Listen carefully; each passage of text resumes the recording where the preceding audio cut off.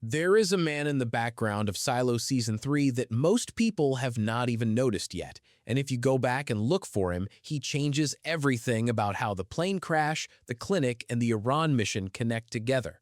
What's up, everyone? Welcome back to Breakdown Epic. Just to let you know, this video will contain spoilers. Now, most of the conversation around the old world timeline has been focused on Daniel, Charlotte, Helen, and the clinic, but there is a presence that keeps appearing across multiple scenes, multiple episodes, and multiple locations that nobody in the show has acknowledged yet. And once you start tracking him, the entire Iran storyline stops looking like a military tragedy and starts looking like something that was engineered from the beginning. That is why I think this might be the most important hidden detail of the season so far. Let me rewind and explain what I mean, because this connects to something much bigger than one background figure. Charlotte did not just lose her memory because of a plane crash. The show already confirmed that. The doctor at the clinic openly admitted that her memory loss comes from him, from medication, from a deliberate chemical process designed to block access to what she experienced.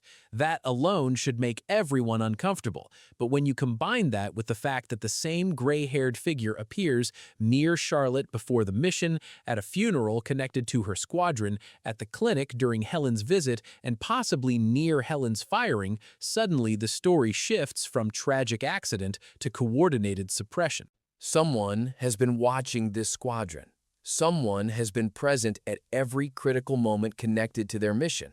And that someone is still operating freely while Charlotte sits in a clinic having her mind chemically edited.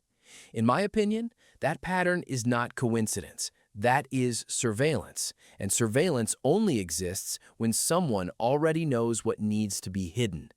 Now, here is where things get really dark. The cloud at 50,000 feet should not exist. At that altitude, you are above standard weather systems, above commercial flight paths, above anything that forms naturally in the atmosphere. So if a cloud appears there, it is not weather, it is placement. And what Charlotte described seeing inside that cloud, the way the substance moved, the way it interacted with the aircraft, the way it seemed almost alive, none of that sounds like a natural atmospheric event. It sounds engineered. It sounds like something that was either deployed deliberately or something that was already positioned there waiting for exactly this kind of encounter. And if that is true, then the squadron was not ambushed by bad luck. They were sent into something that somebody already knew was there. That reframes the entire mission. The outdated communication systems suddenly make more sense because old comms are harder to intercept but also harder to use for recording or transmitting evidence. The bunker busters on the plane raise questions about what the real target was, because those are not standard weapons for a retaliatory nuclear strike. And the fact that standard military recovery procedures were completely ignored after the crash tells you that whoever controlled the aftermath did not want this investigated normally. They wanted it contained, and Charlotte surviving was not part of the plan. That is why the clinic exists. That is why the medication exists. That is why her brother was kept in the dark, because a dead pilot is a closed file. A surviving pilot with intact memories is a massive liability. Now let me connect this to the silos, because I think the show is doing something incredibly smart by running these two timelines together. The memory suppression medication being used on Charlotte 350 years ago is functionally the same system being used on Juliette right now. The method is identical. Block the memories, control the narrative. Feed the subject a version of events that keeps them manageable. And if the clinic where Charlotte is being held is where this technology was first developed and tested on a human subject, then Charlotte is not just a victim. She may be the prototype for the entire silo control system. That would mean the silos were not just built as bunkers, they were built as managed environments where memory itself could be weaponized as a tool of governance. And that changes how we read everything happening inside Silo 18.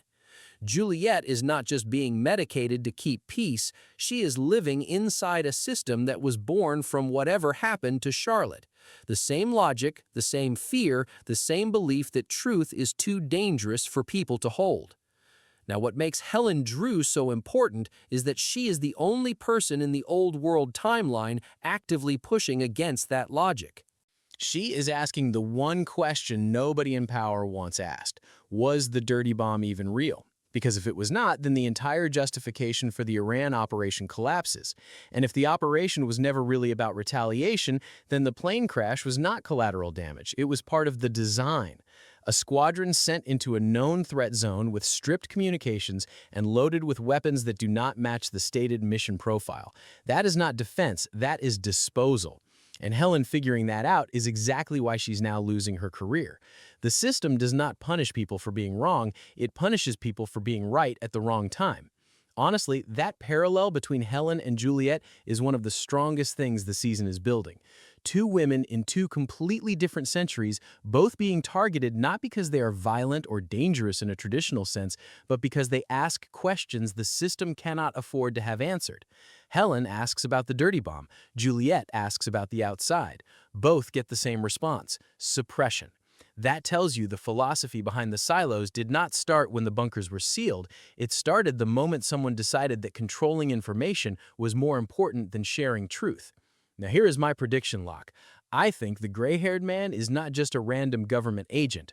I think he is directly connected to whatever faction eventually builds the silos. He is present too consistently and too precisely for this to be low-level surveillance. He's tracking the people who know too much about the mission, the cloud, and the real reason the squadron was sent up there.